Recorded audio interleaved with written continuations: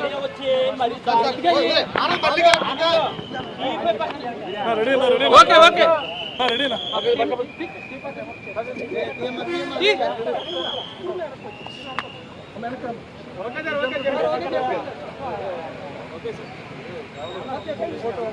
ప్రభుత్వం ఏర్పడినప్పటి నుంచి కూడా అనేక రకాల వైఎస్ఆర్ కాంగ్రెస్ పార్టీ శ్రేణులను, ముఖ్యంగా వైఎస్ఆర్ కాంగ్రెస్ పార్టీలో ప్రధాన భూమిక పోషించే నాయకులందరినీ కూడా టార్గెట్ చేసి అనేక విధాల ఇబ్బందులు పెడుతూ ఉన్నారు, అనేక రకాల కేసులు పెడుతూ ఉన్నారు.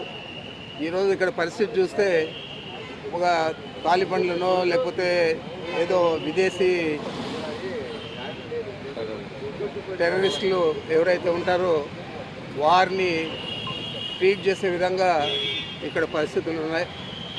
మరి ఒక ప్రజాప్రతినిధికి ఇవ్వాల్సిన గౌరవాన్ని ప్రజాప్రతినిధులుగా ఉన్న చంద్రబాబు నాయుడు కానీ వారి మంత్రివర్గ సభ్యులు కానీ ఎందుకు విస్మరిస్తూ ఉన్నారు నాకు అర్థం కావడం లేదు.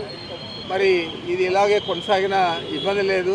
వైఎస్ఆర్ కాంగ్రెస్ పార్టీ శ్రేణులు తప్పకుండా ఈ పరిస్థితిని అధిగమించి ఈ ప్రభుత్వానికి బుద్ధి చెప్పే రోజులు దగ్గరలో ఉంటాయి.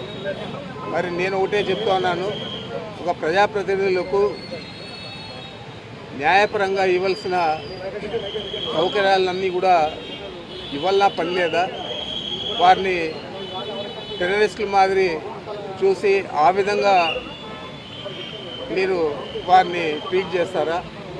ఇది మంచి పద్ధతి అని నేను అడుగుతూ ఉన్నాను. ఏదేమైనా కూడా ఈ ప్రభుత్వం తీసుకునే చర్యలన్నీ కూడా మేము ఖండిస్తూ ఉన్నాం. మీరు చేసే ఈ తప్పుడు విధానాలు రాబోయే రోజుల్లో ఇది ఒక అలవాటుగా మిగతా ప్రభుత్వాలకు కూడా మారకూడదని చెప్పి నేను తెలియజేస్తూ ఉన్నా.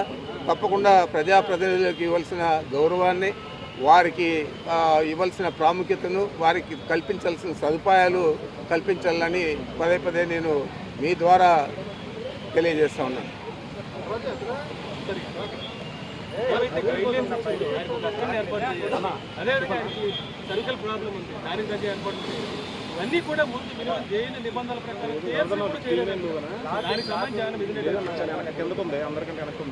మరి మిథున్ రెడ్డి గారు ఎలాంటి ఇబ్బంది అయినా కూడా ఎదుర్కొంటారు తప్ప నాకు ఆ సౌకర్యం కావాలా ఈ సౌకర్యం కావాలా అని చెప్పే వ్యక్తి కాదు.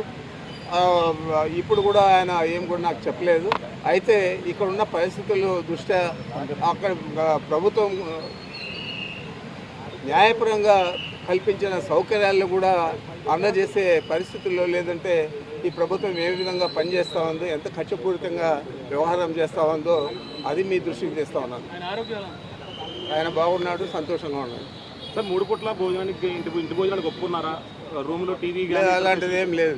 3 పూట్ల భోజనం లేదు. ఒక పూట భోజనానికి ప్రభుత్వం అదే న్యాయస్థానం అది పర్మిషన్ ఇచ్చింది కాబట్టి ఆ విధంగా అలో చేస్తారని నేను అనుకుంటా ఉన్నాను. ఇప్పటికైతే ఏం లేదు. ఈరోజు ఏమన్నా చేస్తారేమో తెలియాలి. పార్లమెంట్ సెషన్ ఖచ్చితంగా చూడాల్సి ఉందని చెప్పి అందరూ పొందుపరిచారు. అంటే అది వెసులుబాటు తీసుకుంటారంటారా? చూడాలి, ఎంపీగా ఉన్నారు కాబట్టి ఈరోజు చూడాలి. ఒకవేళ కనుక నిబంధనలకు ఒప్పుకోకపోతే అంటే ఏ రకంగా ముందుకు వెళ్ళబోతున్నారు?